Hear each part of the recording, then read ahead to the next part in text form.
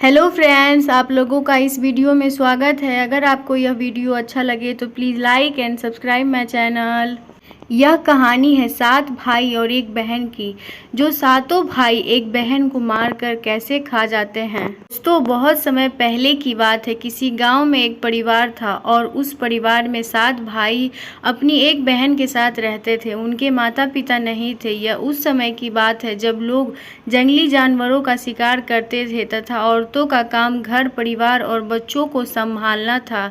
ये सातों भाई उस गांव में अपनी बहन के साथ बड़े प्रेम से रहते थे। सातों भाई जंगल में जाकर जंगली जानवरों का शिकार करते थे और शिकार करके जब घर लाते थे तो बहन उन जानवरों को काटकर उनके मांस को पकाती थी और सभी मिलकर बड़े प्रेम से भोजन किया करते थे। ऐसे ही दिन गुजर रहे थे। एक दिन सातों भाई जंगल में शिकार करने के लिए निकले थे।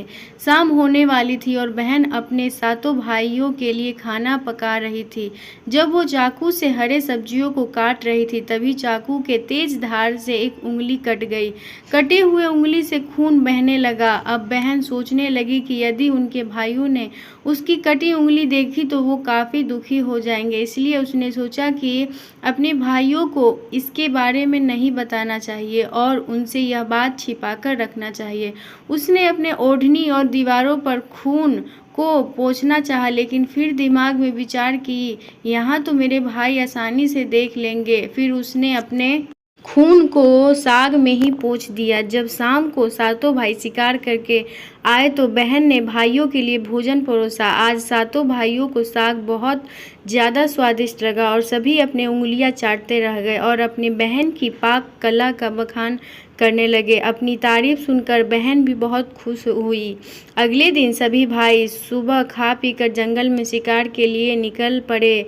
वो शिकार तलाशते तलाशते थक गए और एक पेड़ की छांव में बैठे गए और बातों ही बातों में सातों भाई रात के भोजन के बारे में बात करने लगे। रात में बहन ने जो साग बनाया था उसी की चर्चा करने लगे। सभी कहने लगे कि इतना स्वादिष्ट साग उन्होंने कभी नहीं खाया। सातों भाइयों ने विचार किया कि आज इसके बारे में अपनी बहन से ज़रूर पूछेंगे और जानकर रहेंगे कि साग में उसने ऐसा क्या मिलाया कि साग इतना स्वादिष्ट बन गया। जब सभी भाई घर आए तो अपने बहन के खाने की तारीफ करने लगे। बहन बड़ी खुश हुई। तब सातों भाइयों में सबसे बड़े भाई ने अपनी बहन से पूछा कि कल तुमने साग में ऐसा क्या क्या मिला दिया था कि साग इतने स्वादिष्ट बन गए। बहन ने बहाना बना दिया जिससे उसको सच्चाई ना पता चल सके। तब बड़े भाई ने बहन को अपनी सौगंध देते हुए कहने लगा कि बहन मुझे सच सच बताओ। तब बहन से सब कुछ सच सच बता दिया और कहने लगी कि साग में मैंने अपना थोड़ा सा खून मिला दिया था क्योंकि चाकू से मेरी उंगली कट गई थी। उसके बाद सभी सातों भाई भोजन करके सोने के लिए चले गए। तभी सातों भाइयों में से सबसे बड़े भाई ने कहा कि खून की चंद बूंदें मिलाने से साग इतना स्वादिष्ट बन गया तो बहन का मांस कितना स्वादिष्ट होगा। सभी भाइयों ने अपने बड़े भाई की हाँ में हाँ मिलाई और अगले दिन भोजन करके सभी भाई शिकार के लिए निकल पड़े। सातों भाइयों ने अपनी बहन को जान से मारने का प्लान बना लिया और कहा कि उसको मारकर उसका मांस पकाकर खाएंगे। लेकिन यह बात सातों में से सबसे छोटे भाई को पसंद ना आई। वह अपनी बहन को बचाने के लिए बहुत बेचैन था। वह इसका खुलकर विरोध नहीं कर सकता था क्योंकि 6 भाई एक तरफ थे और वो अकेला था। शिकार करने के बाद सभी भाइयों ने एक टीले पर बांस के पट्टों का बना एक चबूतरा बनाया जिसे चांग कहते हैं। उनकी योजना यह थी कि बहन को बहला फुसलाकर यहाँ पर लाएंगे और तीर मारकर अपनी बहन की हत्या कर देंगे और उसका स्वादिष्ट मांस खाएंगे। अगले दिन बड़े भाई ने अपनी बहन से कहा कि बहन अब तुम विवाह योग्य हो चुकी हो और हमने तुम्हारे लिए एक योग्य वर की तलाश की है, अतः तुम सज संवर कर हमारे साथ चलो। बहन अपने भाई की बात सुनकर बड़ी खुश हुई और तैयार हो गई। चलते चलते जब बहन थक गई तब वह अपने बड़े भाई से कहने लगी कि भाई और कितना दूर चलना होगा। तब बड़े भाई ने कहा कि बहन अब थोड़ी ही दूर, वो जो टीले के ऊपर चांग दिख रहा है वहीं पर जाना है। टीले पर पहुंचकर बड़े भाई ने अपने छोटे भाइयों से कहा कि इसे रस्सी से बांस के खंभे के सहारे बांध दो। सभी सभी भाई मिलकर अपनी बहन को रस्सी से बांधने लगे। बहन बहुत असहाय थी और अपने सभी भाइयों को हत्यारे की नज़र से देख रही थी और वह ईश्वर से कहने लगी कि हे भगवान, ये मेरे सभी भाई मेरे खून के प्यासे हैं। ऐसा कोई भाई नहीं है जिसके दिल में मेरे प्रति सराहना हो। ये सुनकर सबसे छोटे भाई का मन द्रवित हो गया, लेकिन वो बेचारा अकेले कर भी क्या सकता था। वह मजबूर था क्योंकि 6 भाई बहन को मारने के पक्ष में थे। बहन को बांधने के बाद बड़े भाई ने अपने सभी भाइयों को वान से मारने का आदेश दिया। जब बड़ा भाई सबसे पहले धनुष से बाण मारने के लिए चला तो बहन अपने बड़े भाई के सामने हाथ जोड़कर करुण स्वर में कहने लगी कि मारो मारो भैया, छाती में लक्ष्य करके तुम्हारा तीर तुम्हारा धनुष जंगल को जाएगा। मारो मारो भैया, छाती में लक्ष्य करके भैया, छाती में लक्ष्य करके। बड़े भाई ने कठोरता से बाण चलाया, लेकिन उसका तीर सही निशाने पर नहीं लगा। अब दूसरे भाई की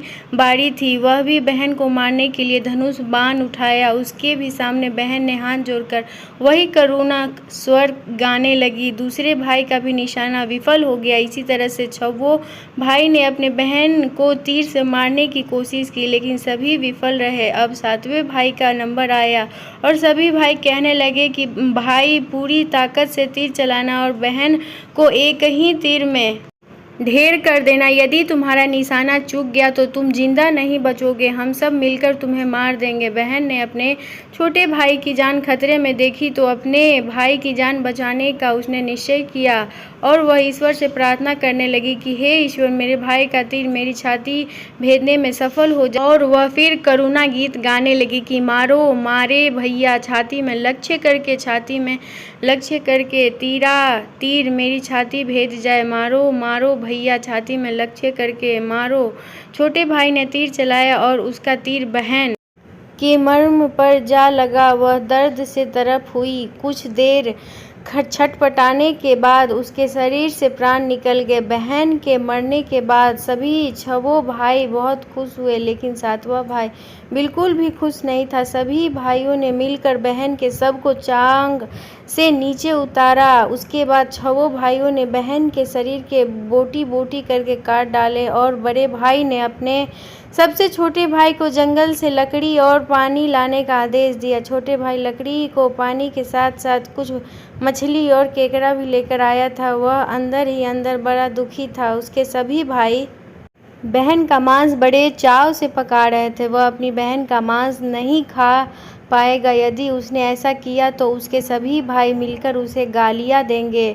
उसने मांस पकाते समय चुपके से केकड़े और मांस आग में डाल दिया और अपने खाने का जुगाड़ कर लिया। चावल और मांस तैयार हो गया था। जमीन पर केले के पत्ते बिछाकर उसमें सबके लिए खाना परोसा गया। छोटे भाई ने बैठने से पहले अपने स्थान पर एक छोटा सा गड्ढा खोद लिया था। उसने केले के पत्ते में परोसे गए बहन के मांस को उस गड्ढे में डाल दिया था तथा मछली और भात खाने लगा। बाकी 6 भाई अपनी बहन की हड्डियां चबाने लगे तो छोटा भाई केकड़ा चबाने लगा। भोजन करने के बाद बड़े भाई के कहने पर छोटा भाई ने सबका बचा हुआ जूठा साफ करने को कहा कि बहन बची हुई हड्डियां और उनके अन्य भाग जैसे कि सिर, नाखून, पंजे सबको इकट्ठा करके उसे गड्ढे में डाल दिया और ऊपर से मिट्टी डाल दी। कुछ समय पश्चात उसी स्थान पर बांस का एक पौधा उग आया। धीरे धीरे उस स्थान पर बांसों का एक झुरमुट बन गया। एक बार उसी स्थान पर एक संत आए और उसी बांस के झुरमुट तले छुपकर मल त्याग करने लगे। उसी समय आकाशवाणी हुई कि संत दुर्गंध आ रही है, संत दुर्गंध आ रही है। बार बार यही आकाशवाणी हो रही थी। वो संत ने झटपट उस स्थान को साफ कर दिया और उन्होंने झुरमुट में से एक बांस काट लिया और उसकी बांसुरी बना ली और उस बांसुरी को बजाकर लोगों के घर भिक्षा मांगने जाया करते थे और बदले में बहुत सारा उपदेश देते थे। एक दिन की बात है कि संत उसी गांव में उसी बड़े भाई के द्वार पर चला गया।